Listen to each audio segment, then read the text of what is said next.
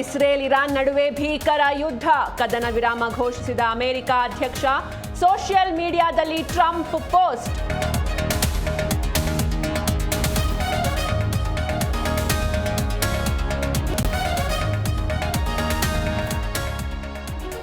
ಎರಡು ದಿನ ಸಿಎಂ ಸಿದ್ದರಾಮಯ್ಯ ದೆಹಲಿ ಠಿಕಾಣಿ, ರಾಷ್ಟ್ರಪತಿಗಳ ಭೇಟಿ.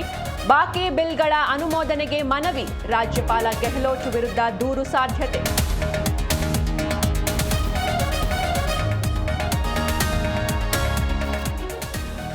ಕಾಂಗ್ರೆಸ್ ಶಾಸಕರ ಆರೋಪವೇ ಬಿಜೆಪಿಗೆ ಅಸ್ತ್ರ, ಸಿಎಂ ಡಿಸಿಎಂ ರಾಜೀನಾಮೆಗೆ ಬಿಜೆಪಿ ಪಟ್ಟು. ಸರ್ಕಾರದ ವಿರುದ್ಧ ಹೋರಾಟಕ್ಕೆ ಬಿಜೆಪಿ ಸಿದ್ಧತೆ.